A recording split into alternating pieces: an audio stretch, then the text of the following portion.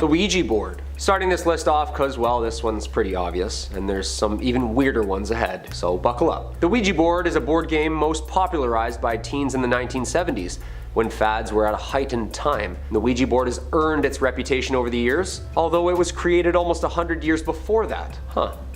Go on. The year is 1891, and as the first ads started appearing in papers, Ouija the Wonderful Talking Board. Extra, extra, read all about it. The title from a Pittsburgh toy and novelty shop. The first paper described a magical game that answered questions about the past, present, and future with marvelous accuracy. An advertisement in a New York newspaper titled it interesting and mysterious as proven at patent office before it was allowed.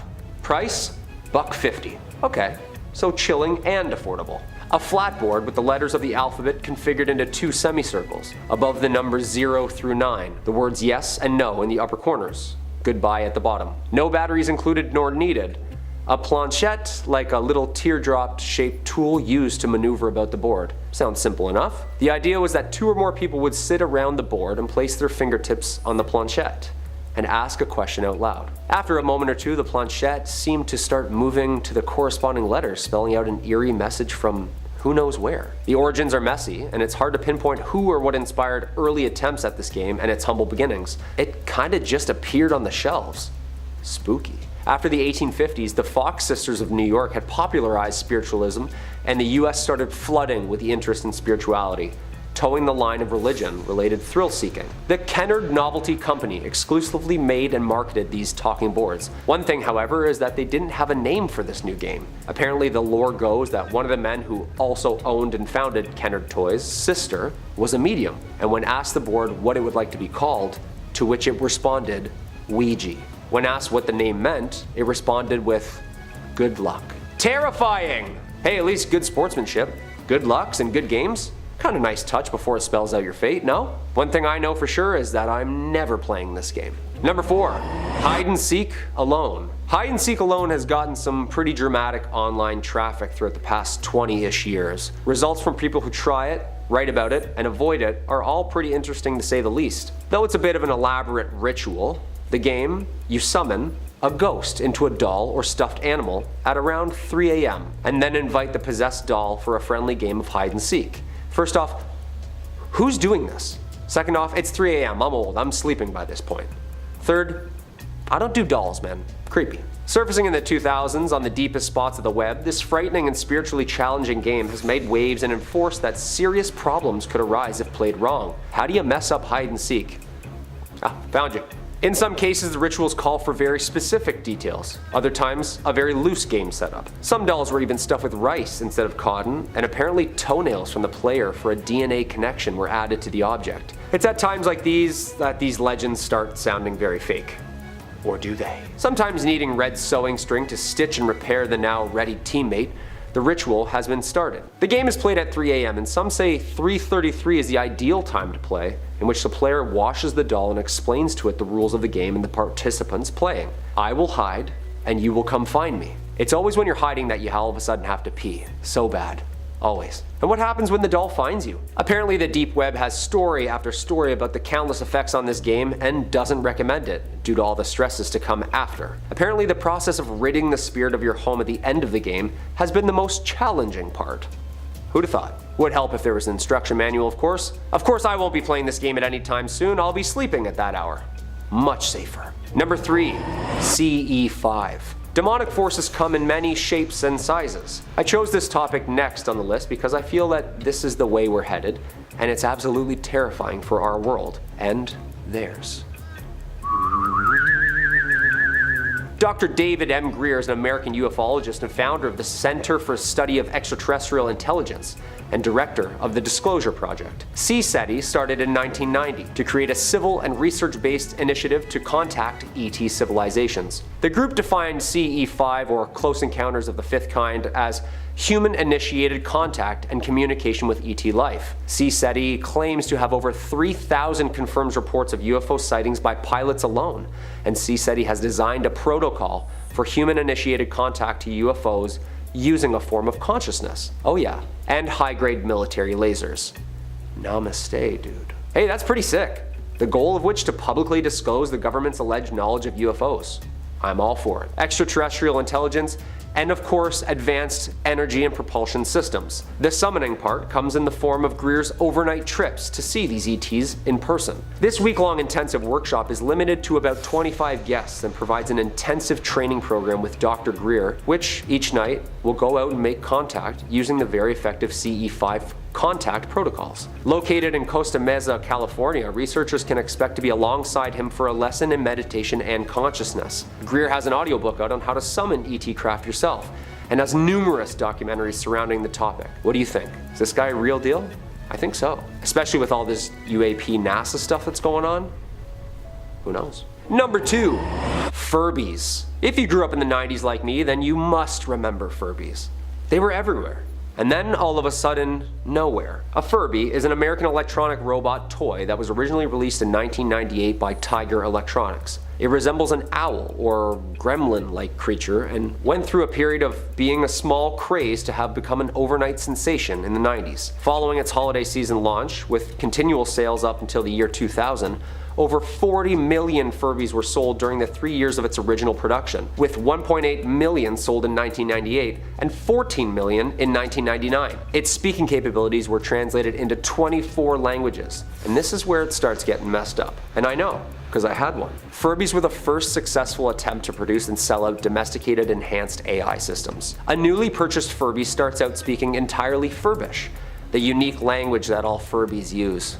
Cute. But it's programmed to start using English words as soon as it learns them, in place of Furbish over time, as it just sits there, listening to you. Or sometimes even in the middle of the night, demonically talking to you. Remember that? The voices? Feed me, feed me.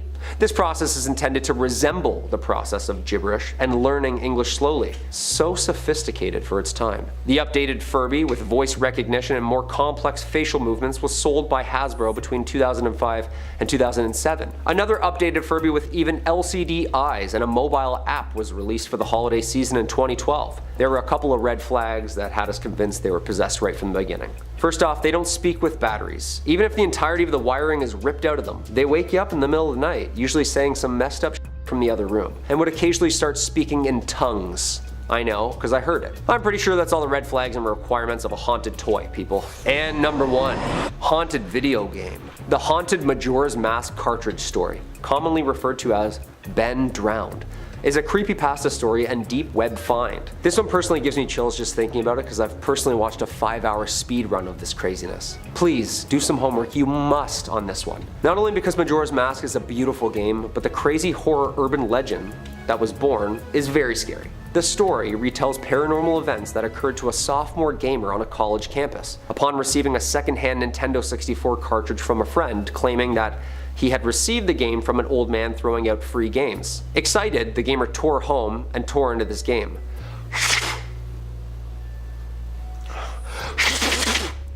But then, he begins to notice misplaced and missing graphics, added scenes, and even strange connections to a boy named Ben, who was said to have died 8 years before, from within the game. Huh? Majora's Mask is already scary enough. The story attracted many believers from all across the Zelda fandom community, including myself, and still does time to time, although sources have confirmed that this is just a story made up from developers and run to consumers. You got me, dude. I sat through like 6 hours of Link snapping his back, terrified. Number 5 on this list is a sad story of a husband and a wife. I was unable to learn their names, but for the purposes of this video, let's call them Anna and Tom. The story takes place back in 1935 when the pair were married and living in Texas. They were in their late 30s when their marriage started to crumble. Anna had really taken to the Ouija board that she had gotten and often went to it for advice and answers.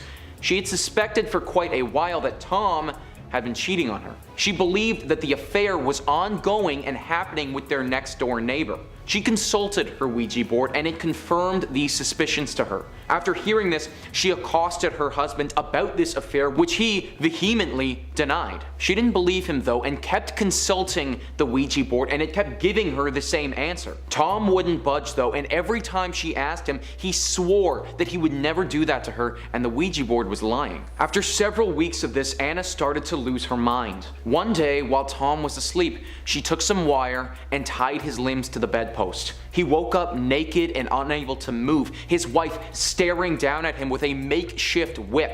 She proceeded to torture him with the whip, then a burning poker stick, and then with a kitchen knife. Finally, she grabbed the gun that Tom had and held it to his head. When she did this, he told her what she wanted to hear. That this entire time, the Ouija board had been right and that he was sleeping with the neighbor. Rather than kill him, Anna actually loosened the restraints and was relieved to have her suspicions proved right. Tom, fearing for his life though, lunged for the gun that she'd put on the nightstand and he shot her, killing Anna, his wife, where she stood. What makes this message so demonic is that Tom was never actually sleeping with the neighbor, or at least that's what he claims. The torture became far too much for him though, and he was willing to admit to anything just to try and stay alive. Clearly, a demon decided that Anna was in a vulnerable place, and this would be the perfect time to not only ruin her marriage, but also her life.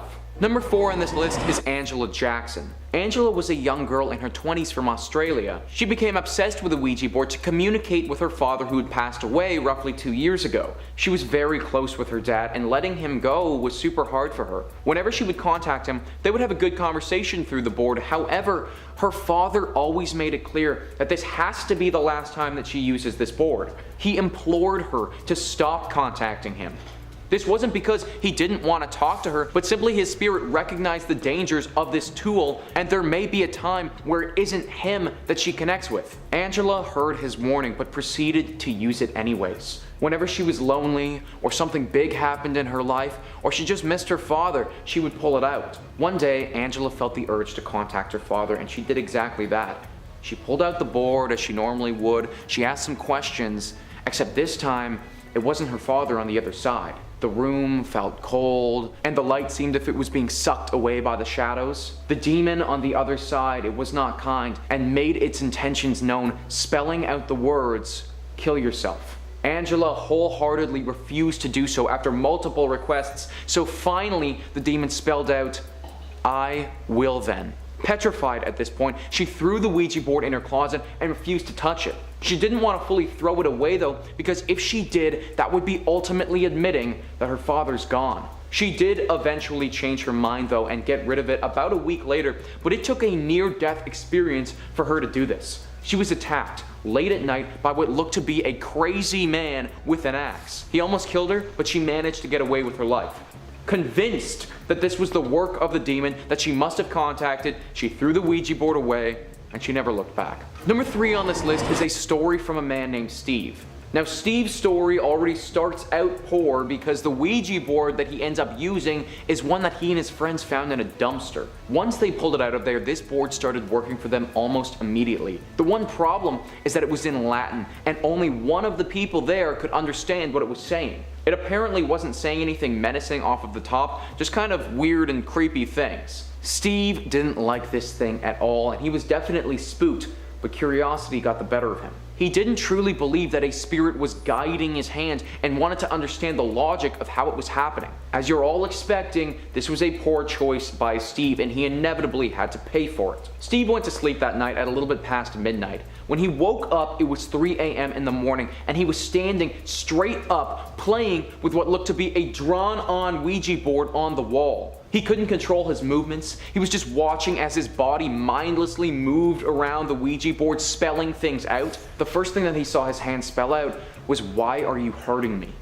Then the next thing was, "I need your spirit." Steve was locked in to this frozen state, but he still had his mind. He says that it took every ounce of mental energy he could muster to try and break out of what felt like this demonic Ouija curse and regain control of his movements. He fell to the ground in a deep sweat, staring at what he had done in complete shock and awe. The Ouija board was dealt with right away, and it wasn't long after that that Steve sold his place and moved to a completely different city. Number 2 on this list is from a woman named Tanny.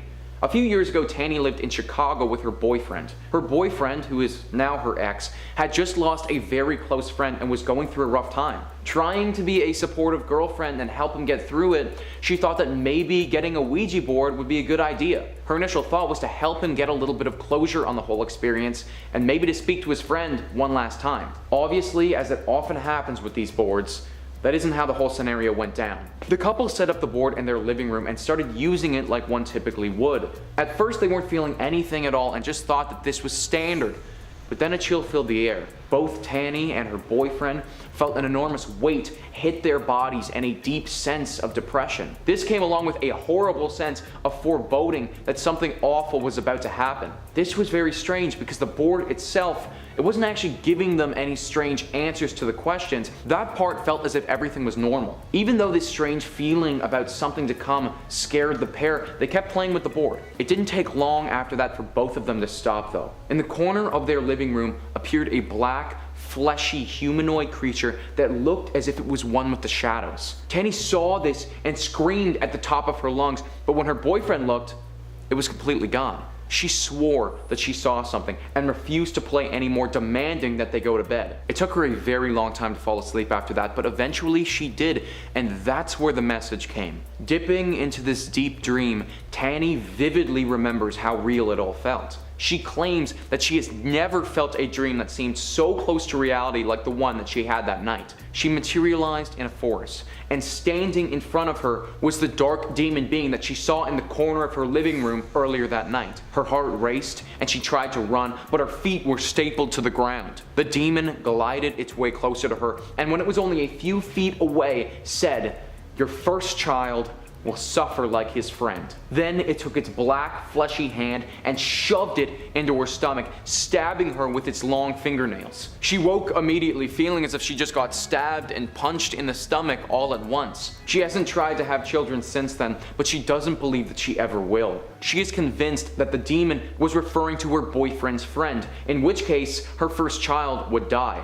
Something that she doesn't believe she could ever cope with. Number 1 on this list comes from a Reddit user named Jake Nichols. Jake recounts the story of how he and his cousin used a Ouija board one evening and immediately regretted it. The first thing to note about this story is that the Ouija board was found in the attic of their home when they were cleaning it out. It was an older board and looked as if it had been up there for years. Whilst they were cleaning out the attic though, they removed a few other items from there, old clothes, some furniture, other small knickknacks as well. Anyways, they opened up this Ouija board and set it down on the ground of their home to test it out. They started messing around with it and were having a pretty good time until they started to notice a pattern. It seemed as if it would only accurately respond to Jake. To test the theory, Jake asked it a question only he could possibly know the answer to.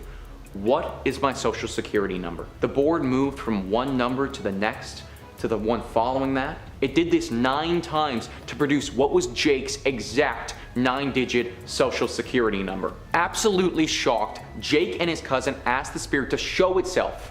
Bad move though. This board slowly picked the letters D-O-L-L.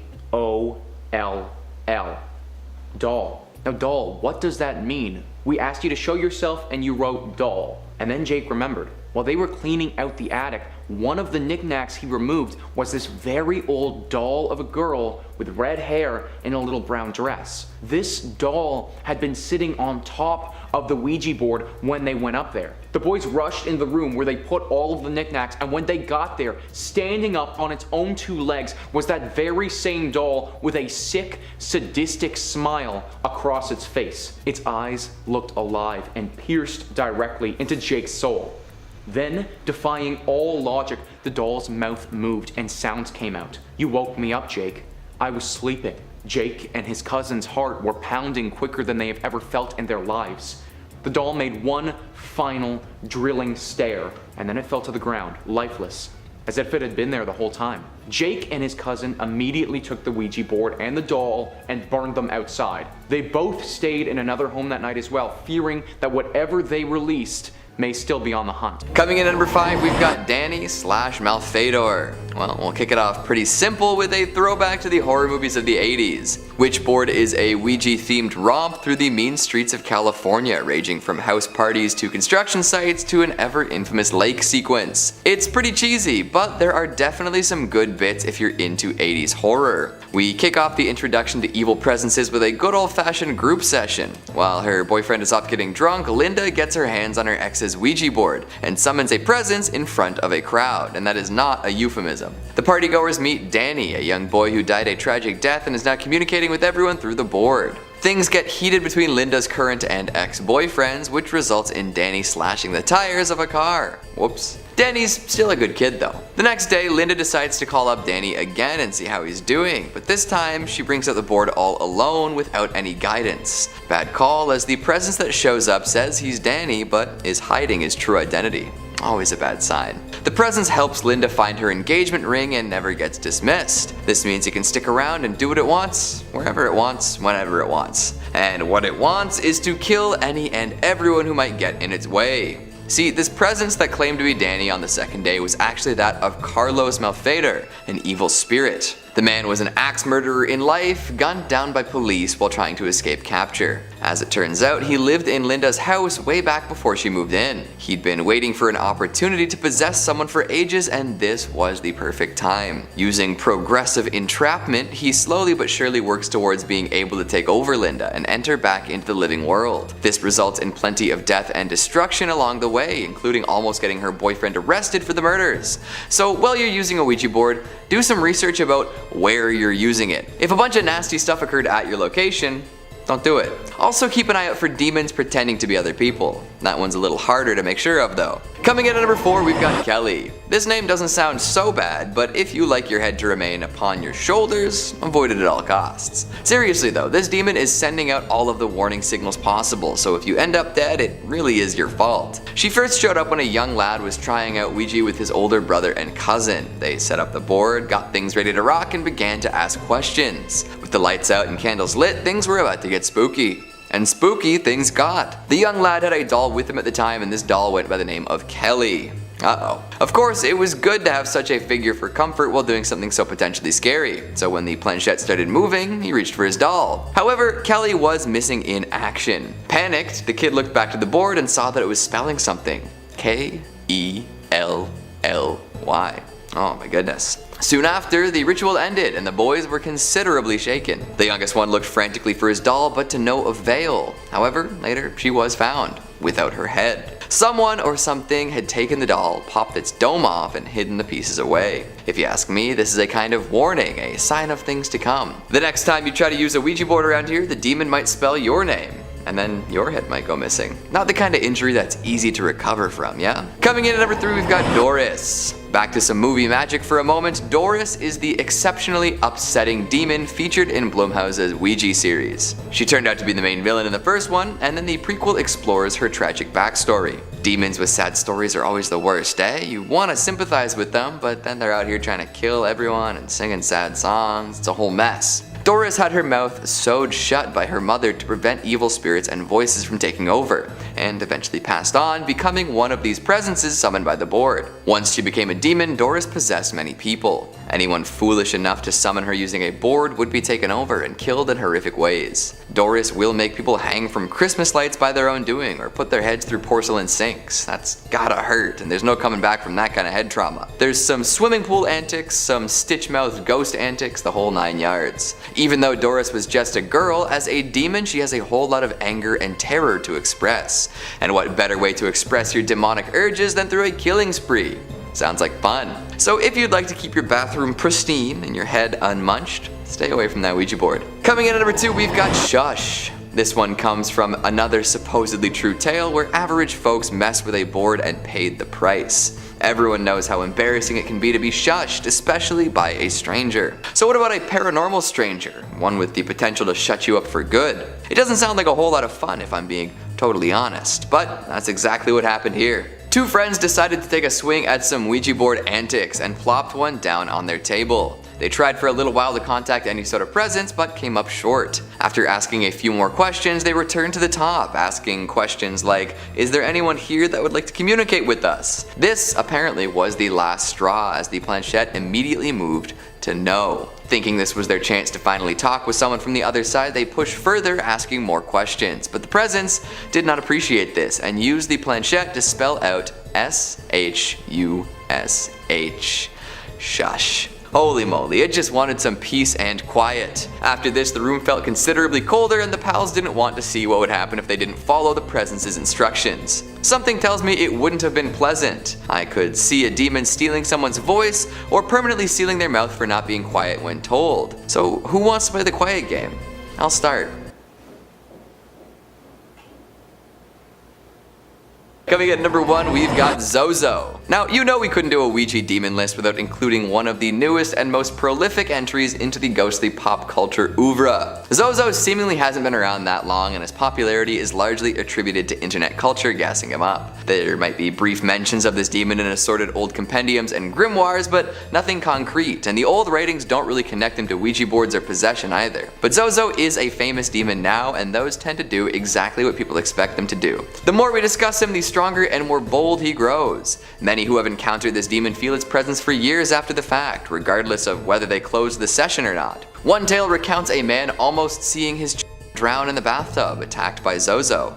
Others say that the demon acts like a poltergeist, ruining their homes and injuring them frequently. If your planchette moves from Z to O to Z to O, yes, I am Canadian, say goodbye and throw it in a fire. Nothing good will come from any further interaction. Get number 5, the Undead Witch. Generally speaking, you should avoid undead witches. The living ones can be reasoned with and are often quite pleasant to converse with, even if you yourself are not a follower of Wicca. The ones who perished and through some dark magic managed to make it back to the realm of the living, those are the ones you gotta watch out for.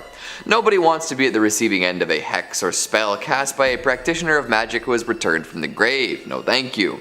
An unfortunate cohort of Ouija-using pals accidentally summoned one though, and the results were less than pretty. After procuring a Ouija board through some pretty standard methods, a guy named Justin and his pals decided to have a little seance, all in good fun of course. Fun is just how those things start though, and it quickly took a turn for the worse. The friends open up the session and begin to ask questions of the presence they had summoned. At first there was no response, but the intrepid paranormal enthusiasts pressed on dauntless, looking for some sort of message from the other side. Then the planchette started moving. Slowly at first, it swayed back and forth between the four corners of the board, picking up speed as it went. Soon it was just doing quick laps around the board. The circle shifted and undulated as the planchette began drawing out new shapes on the surface, freaking everyone out. They called it off, closed the circle, and decided to do something else. However, when Justin tried the board again, this time with a different friend, the results were the same, a slowly shifting planchette eventually reaching a fever pitch. After that second experience, he started to notice strange things happening. He would wake up in the middle of the night with the sensation of someone grabbing his arm. His pals that participated in the paranormal practice reported similar events. Looking into it, they discovered that this experience could have endowed them with a hex. From beyond the grave, this witch decided to weave some spells and made some mischief. Hopefully the folks on the receiving end are okay now. Coming in at number 4, close the circle. Now, this is just good advice for anyone interested in Ouija. Make sure that you fully understand the ritual before going in and performing it. Walking in half prepared will always end in disaster, so do not wing it. Read up on the process, ensure you understand what must be done, and for goodness sakes, make sure to close the ritual at the end. You can do everything else right, from starting with a good mindset, to being polite and patient with your summoned spirit, to refraining from asking for physical signs that they are present. But if you don't move the planchette to goodbye at the end of the session, whatever presence you've brought into your home is liable to stick around. An experience most foul. Some will be friendly, amicable spirits from the great beyond, willing to interact and leave without any trouble. But you can't believe everything a spirit tells you on a Ouija board, and many times demons will appear under the guise of a good-natured individual.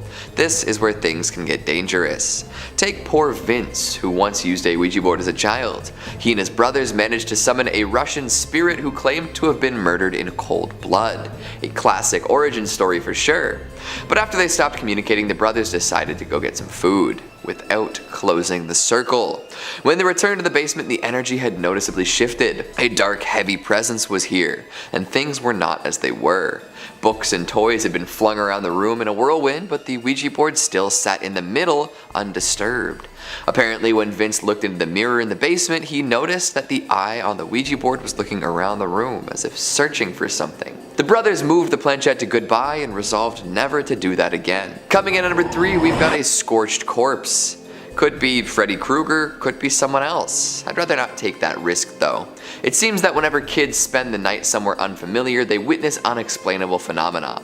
The result of overactive imaginations perhaps? Or is there something to these visions of the paranormal? Well, you could ask those who decided that a sleepover in an old school gym was a good idea what they saw. Christy and her soccer team had set up for an overnight stay at the school gym. Sleeping bags, snacks, scary stories, you name it. But someone brought a Ouija board, and that could not be resisted. The teammates gathered together and started the ritual, seeing if anyone from the school's history would show up. When they finally made contact with somebody, it spelled out words like thirst, and fire, and help. Then the spirit moved the planchette to goodbye, and that was that. They asked around the next day and discovered something disturbing. Apparently there had been a fire at this very location a long time ago, burning the building to the ground. Could it be that a poor, unfortunate soul was trapped in this inferno and now haunts the rebuilt gym? Coming in at number 2, we've got some solo advice. I'll do one more advice column contribution to this Ouija video just to make sure any curious individuals go in knowing as much as they possibly can. Never use a board on your lonesome. Not only is that a goofy, dorky thing to do, it can also be very dangerous. It takes 2 to tango, and it also takes a duo to draw upon the spirit world. Don't underestimate the power of the paranormal. In many dramatic interpretations of Ouija use, folks who go about it alone end up way worse for wear. Often they'll end up summoning something that will attempt to possess them, emboldened because they're alone. Or sometimes they'll simply be unable to control any aspect of the ritual and see some things that are quite upsetting. One story comes from an individual named Sarah who decided she wanted to contact some spirits in her free time. Unable, or maybe unwilling, to gather some friends in time, she sat down with the board and planchette all alone. This proved to be a very bad call almost immediately as the planchette shot out of her hands and across the room. Needless to say, she did not attempt this again. Another tale comes from Oceana, who similarly wanted to see what spirits were around but refused to gather a group. When she started the ritual, nothing seemed to happen. A little perplexed, she began to clean up, but as she was moving candles, she noticed something quite spooky indeed. The planchette was moving totally on its own with Oceana nowhere near the board. She rushed over and moved it to goodbye and hasn't attempted a seance since. And finally at number 1, we've got summoning sleep paralysis. Most folks looking to dabble in Ouija will find a board and use it somewhere they feel safe, at home or maybe a friend's place. But if you're serious about finding some paranormal activity, notably haunted areas are the place to be. In visiting these locations, you're essentially accepting responsibility for whatever spirits or demons you encounter though.